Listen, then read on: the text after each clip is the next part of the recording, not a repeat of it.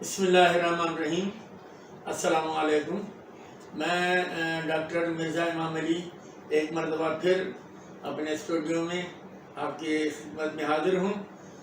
آج ہماری نشست میں پھر قبلہ مولانا شبیر رضا زیدی صاحب کو ہم نے زحمت دی ہے اور آپ نے اپنے قیمتی وقت میں ہمیں کچھ ٹائم دیا۔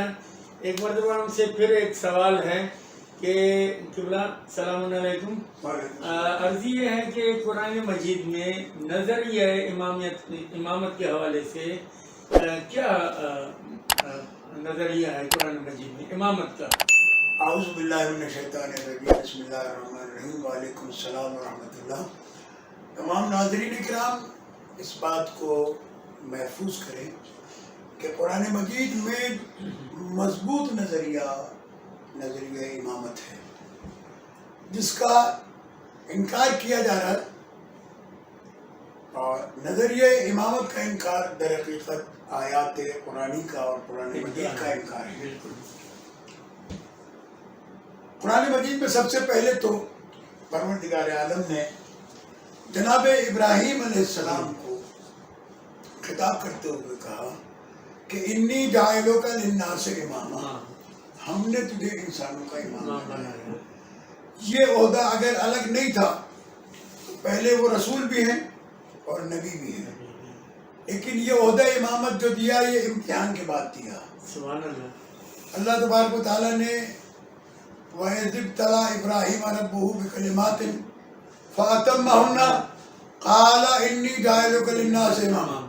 اللہ نے ابراہیم علیہ السلام کو چند کلمات کے ذریعے سے امتحان میں مبتلا کیا، اور اس کے بعد اللہ تبارک و تعالیٰ نے کہا کہ جب انہوں نے اس کو کامیاب ہو گئے اس امتحان میں، قال انی جاعلک للناس اماما۔ اور جب ابراہیم علیہ السلام کو اللہ نے رسالت دی تھی، نبوت دی تھی، خلت دی تھی، تو حضرت ابراہیم علیہ السلام نے یہ خواہش نہیں کی تھی کہ میری ذریت میں سے رسول بنانا، میری ذریت میں سے نبی بنانا، میری ذریت میں سے خلیل بنانا، لیکن جب اللہ نے کہا کہ میں نے تجھے انسانوں کا امام بنایا، حضرت ابراہیم علیہ السلام نے کہا قال انی جاعلک للناس اماما کے جواب میں قال ومن ذریتی، کیا میری ذریت میں سے بھی امام بنائے گا؟ پروردگار عالم نے ارشاد فرمایا کہ لا ینال عہد الظالمین، امام تو بنیں گے تیری ذریت میں لیکن ظالموں کو یہ عہدہ نہیں ملے گا۔ ایک چیز۔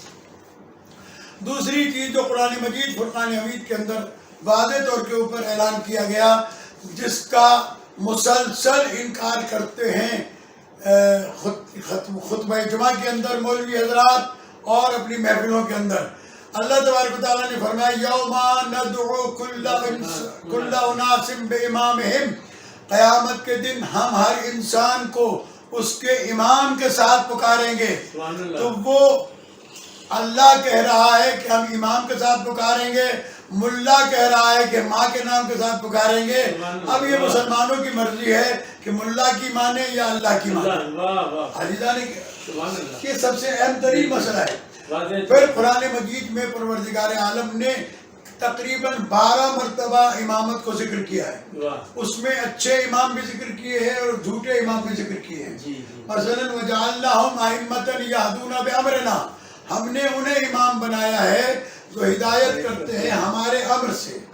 ایک اللہ تبارک و تعالیٰ نے اس بات کو واضح کر دیا قرآن مجید میں کہ وہ امام بناتا ہے، اور اسی لیے پیغمبر اکرم صلی اللہ علیہ وآلہ وسلم کی حدیث ہے جو سنی شیعہ تمام معتبر کتابوں کے اندر موجود ہے کہ من مات ولم یعرف امام زمانہ مات میتۃ جاہلیہ، جو شخص مر جائے اور زمانے کے امام کو نہ پہچانے وہ کفر کی موت مرتا ہے۔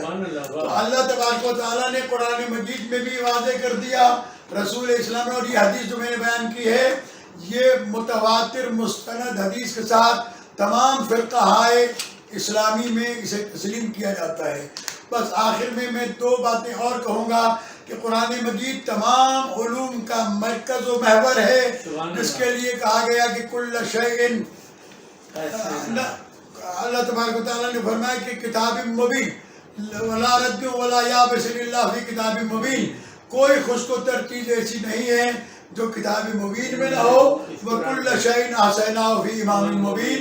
ہم نے امام مبین میں اس کو احصا کر دیا ہے. اب یہ اور بات ہے کہ مسلمان مولوی حضرات نے لفظ امام کو کبھی قرآن مجید کی طرف جو ہے وہ اس کی تعویل کی ہے, کبھی انبیاء کی طرف اس کی تعویل کی ہے, لیکن یہ بات طے ہے کہ نظریہ امامت قرآن مجید کا مسلم نظریہ ہے. جس کو دنیا میں اپنے امام کی معرفت حاصل نہیں ہوئی, قیامت کے دن وہ اپنے اس امام کے ساتھ اٹھے گا جسے اس نے دنیا میں مانا ہے. والسلام علیکم ورحمۃ اللہ وبرکاتہ. مہربانی اللہ جزاک اللہ, اللہ جزاک خیر.